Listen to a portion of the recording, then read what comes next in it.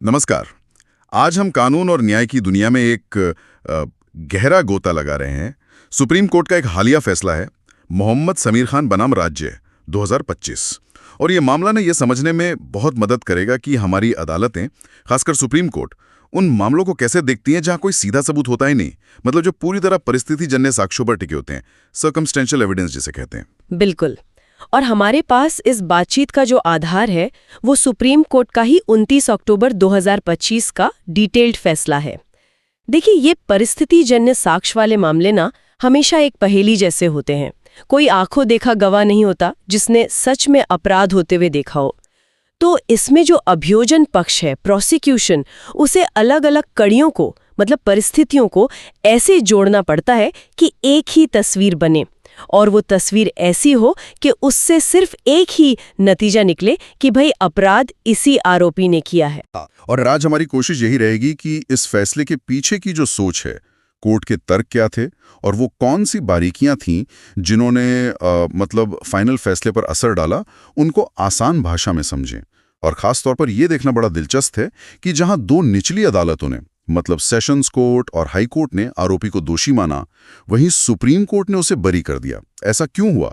वो कौन से पहलू थे जिन पर सुप्रीम कोर्ट ने एकदम अलग नजरिए से देखा? बिल्कुल, यही इस मामले का क्रक्स है। सर्कमस्टेंशियल एविडेंस के केस में ना प्रोसिक्यूशन को सिर्फ कड़ियां पेश नहीं करनी होती, उन्हें एक ऐसी मजबूत, एक अटूट चेन बनानी होती है जिसमें कोई दूसरी कहानी की गुंजाइश ही न बचे। और इस केस में हम देखेंगे कि कैसे एक एक करके सुप्रीम कोर्ट को लगभग हर कड़ी में कुछ ना कुछ शक, कुछ ना कुछ संदेह नजर आया। चलिए पहले थोड़ा बैकग्राउंड समझ लेते हैं। मामला था क्या आखिर? हाँ, जरूर। घटना क्या थी? ये बात है दिसंबर 2016 की, कोयम्बटूर में। एक 85 साल की बुजुर्ग महिला थी जो अपने घर में अकेली रहती थी। उनकी हत्या कर दी गई थी, गला घोंटकर। ओह, बहुत दुखद। और शुरुआती जांच में क्या पता चला? कुछ और जानकारी? हाँ, जांच में ये सामने आया कि उनके हाथ से सोने की 2 चूड़ियां गायब थी, तो जाहिर है लूटपाट का शक हुआ। और फिर पोस्टमार्टम रिपोर्ट आई जिसने एक और भी भयानक बात बताई कि उनके साथ यौन उत्पीड़न यानी सेक्सुअल असॉल्ट के भी संकेत मिले थे। और इस पूरे मामले में जो शक की सुई थी वो मोहम्मद समीर खान नाम के एक व्यक्ति पर आकर टिक गई। तो फिर कानूनी प्रक्रिया शुरू हुई होगी। मामला तो बहुत संगीन था, बहुत संगीन। सबसे पहले मामला गया सेशंस कोर्ट में। वहां मोहम्मद समीर खान को दोषी पाया गया। आईपीसी यानी भारतीय दंड संहिता की कई गंभीर धाराओं में, धारा 302 मतलब हत्या, मर्डर, धारा 449 यानी अपराध करने के इरादे से घर में घुसना, हाउस ट्रेसपास, धारा 376 यानी बलात्कार, रेप, और धारा 394 लूटपाट के दौरान चोट पहुंचाना। इन सब में दोषी मानकर अदालत ने उन्हें आजीवन कारावास, लाइफ इम्प्रिजनमेंट की सजा सुनाई। और फिर हाई कोर्ट अपील हुई होगी? जी बिल्कुल। मामला मद्रास हाईकोर्ट पहुंचा। हाईकोर्ट ने भी सेशंस कोर्ट के फैसले को बारीकी से देखा, परखा, और आखिर में उन्होंने भी सजा को बरकरार रखा। उन्हें भी लगा कि अभियोजन पक्ष ने, मतलब प्रोसिक्यूशन ने, अपना केस साबित कर दिया है। अच्छा, तो दो अदालतों से सजा हो गई। उसके बाद मामला सुप्रीम कोर्ट पहुंचा। तो यहां बचाव पक्ष यानी अपेलेंट, उनकी मेन दलील क्या थी? किस आधार पर वो लड़ रहे थे? सुप्रीम कोर्ट में बचाव पक्ष ने सारा जोर इसी बात पर दिया कि देखिए, ये पूरा का पूरा मामला सर्कमस्टेंशियल एविडेंस पर खड़ा है। कोई सीधा सबूत, कोई डायरेक्ट एविडेंस तो है ही नहीं।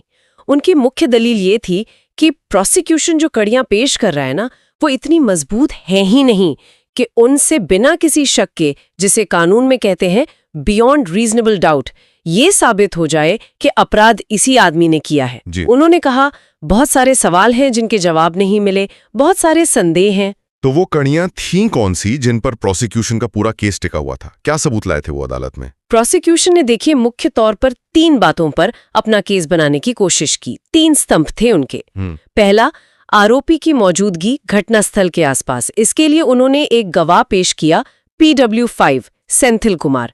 PW मतलब प्रोसिक्यूशन विटनेस।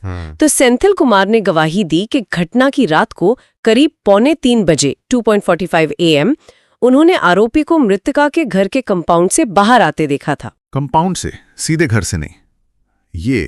ये तो एक फर्क है। बिल्कुल, ये अहम फर्क है।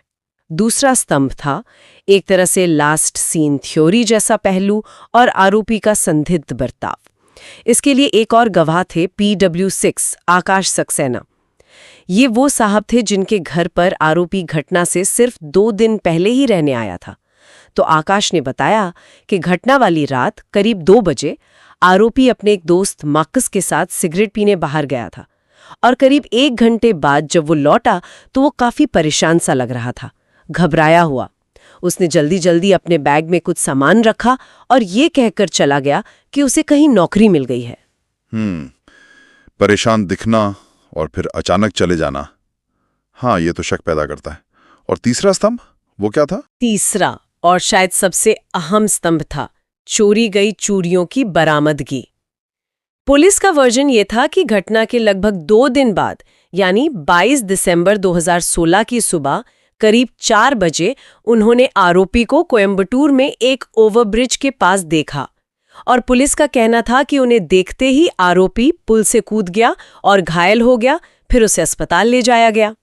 और वहां एक ट्रांसलेटर PW8 राघवन उनकी मौजूदगी में आरोपी ने न सिर्फ अपना गुनाह कबूल किया बल्कि अपनी जेब से निकालकर मृतका की वो 2 सोने की चूड़ियां भी पुलिस को दे दी। अच्छा, तो ये 3 मुख्य बातें हो गई, घटनास्थल के पास दिखना, फिर वो संदिग्ध व्यवहार और अचानक जाना, और आखिर में चोरी की चूड़ियों के साथ पकड़ा जाना और कथित तौर पे जुर्म कबूल करना।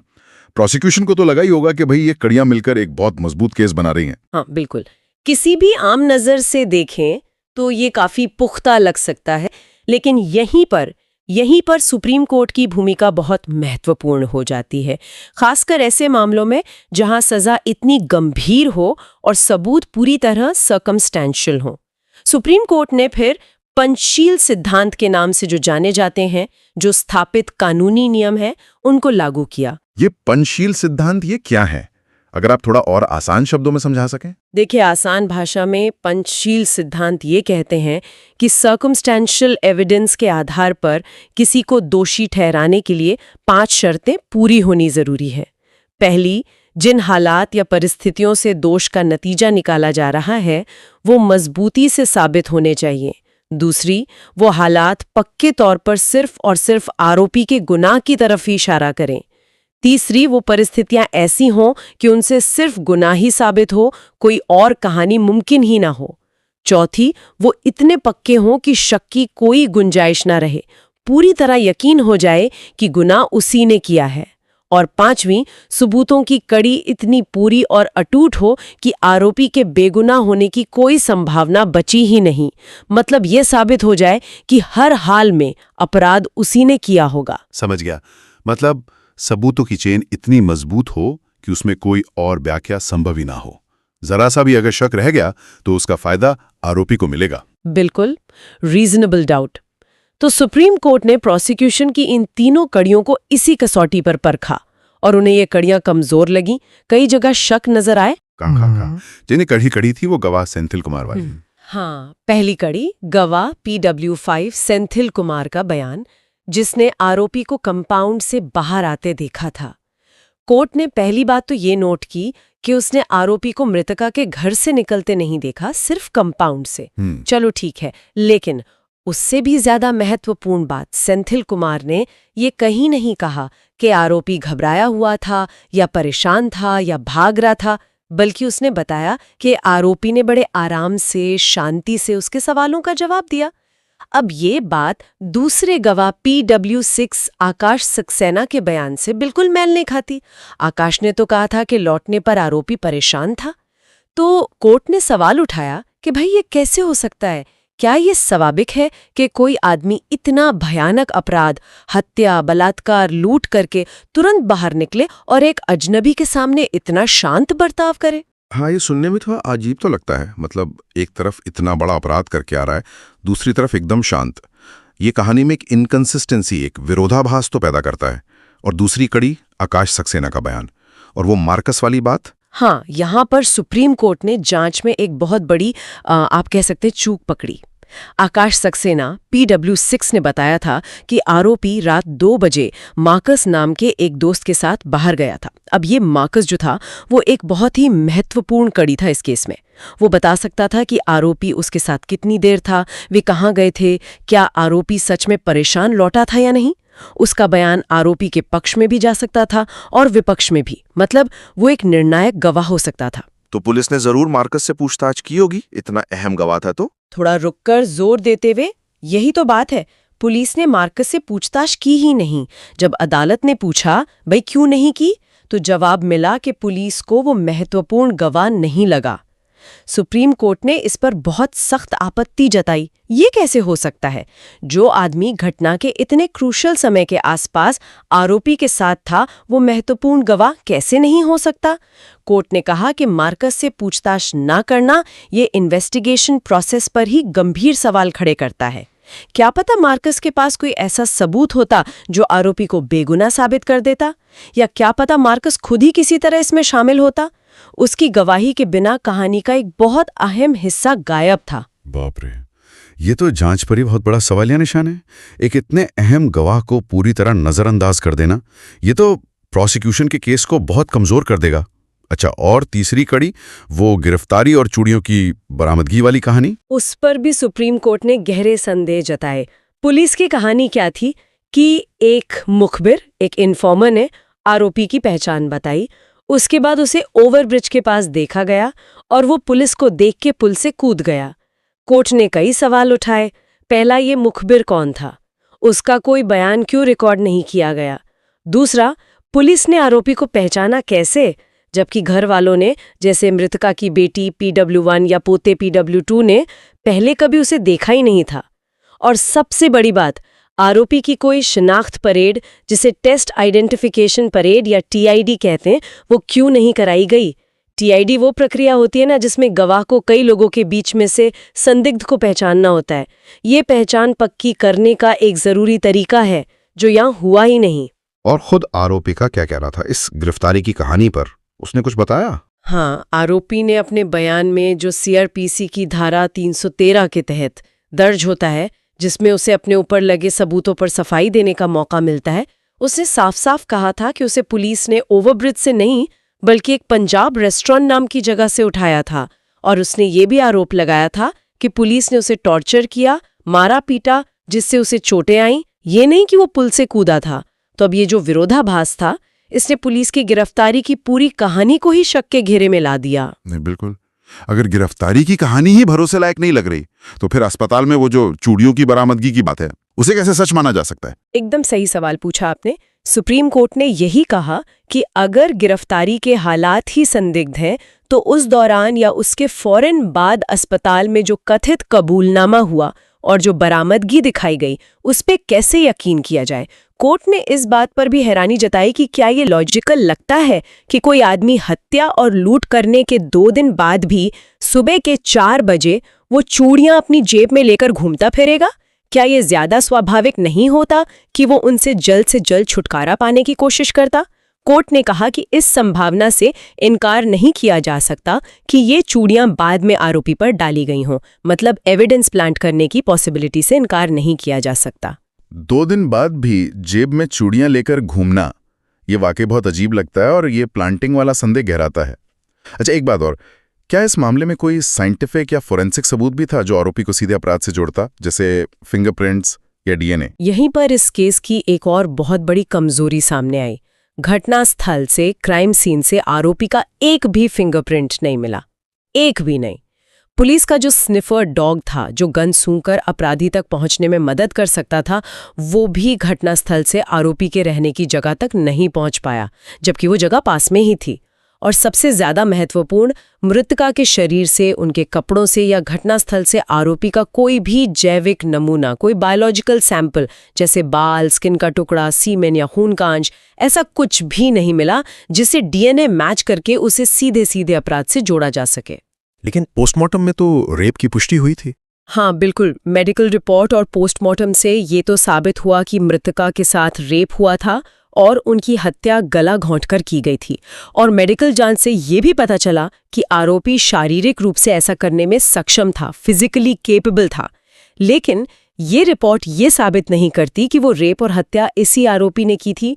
अपराध हुआ था ये साबित हुआ, पर अपराध आरोपी ने ही किया था ये साबित नहीं हो पाया। कोई भी ठोस वैज्ञानिक सबूत आरोपी को अपराध से या घटनास्थल से लिंक नहीं कर पाया। अच्छा, यानी कोई भी साइंटिफिक एविडेंस सीधे तौर पे आरोपी को न तो क्राइम सीन से जोड़ पाए न ही विक्टिम से। ये तो प्रोसिक्यूशन के केस में वाकई एक बहुत बड़ा छेद है। तो कुल मिलाकर अभियोजन पक्ष ने जो 3-4 कड़ियां पेश की थी, सुप्रीम कोर्ट को उनमें से हर एक में या तो कोई ना कोई कमी नजर आई या फिर उस पर गहरा शक पैदा हुआ। एकदम सही कहा आपने। कोई भी एक अकेली कड़ी इतनी मजबूत नहीं थी जो अपने दम पे टिकी रह सके, और जब उन कमजोर कड़ियों को जोड़ने की कोशिश की गई तो वो पूरी चेन ही मजबूत नहीं बन पाई। सुप्रीम कोर्ट ने अपने फैसले में कालीराम बनाम हिमाचल प्रदेश राज्य जैसे पुराने स्थापित मामलों का हवाला भी दिया और उस सिद्धांत को दोहराया जो सर्कमस्टेंशियल एविडेंस के मामलों की बिल्कुल बुनियाद है कि अगर सबूतों से दो बराबर की संभावनाएं निकलती हों, एक कि आरोपी दोषी है और दूसरी कि वो निर्दोष है, तो अदालत को हमेशा वही संभावना अपनानी चाहिए जो आरोपी के पक्ष में जाती हो, यानी उसके निर्दोष होने वाली संभावना। और इस मामले में कोर्ट को यही लगा कि आरोपी के निर्दोष होने की संभावना को खारिज नहीं किया जा सकता। जी, सुप्रीम कोर्ट का फाइनल निष्कर्ष यही था कि अभियोजन पक्ष यानी प्रोसिक्यूशन सबूतों की एक ऐसी अटूट और बिना विरोधाभास वाली श्रृंखला, एक कंसिस्टेंट चेन बनाने में पूरी तरह से नाकाम रहा, जो बिना किसी शक के सिर्फ और सिर्फ आरोपी के ही अपराध की ओर इशारा करती हो। जांच में गंभीर कमियां थीं, जैसे मार्कस से पूछताछ ना करना, सबूतों में आपस में ही विरोधाभास थे, जैसे PW5 और PW6 के बयान, गिरफ्तारी की कहानी में झोल और साइंटिफिक पुष्टि का तो पूरी तरह से अभाव था। तो इन सभी संदेहों का लाभ कानून के मुताबिक आरोपी को मिलना ही था। और इसी आधार पर सुप्रीम कोर्ट ने निचली अदालतों यानी सेशंस कोर्ट और हाई कोर्ट दोनों के फैसलों को पलट दिया और मोहम्मद समीर खान को बरी कर दिया। बिल्कुल, कोर्ट ने बहुत साफ किया कि शक कितना भी गहरा क्यों ना हो, किसी को दोषी ठहराने के लिए शक का संदेह से परे, बियॉन्ड रीजनेबल डाउट, साबित होना जरूरी है। और क्योंकि प्रोसिक्यूशन इस ऊंचे मयार को, इस स्टैंडर्ड ऑफ प्रूफ को पूरा नहीं कर पाया, इसलिए आरोपी को सभी आरोपों से बरी कर दिया गया और तुरंत रिहा करने का हुक्म दिया गया। इस पूरे विश्लेषण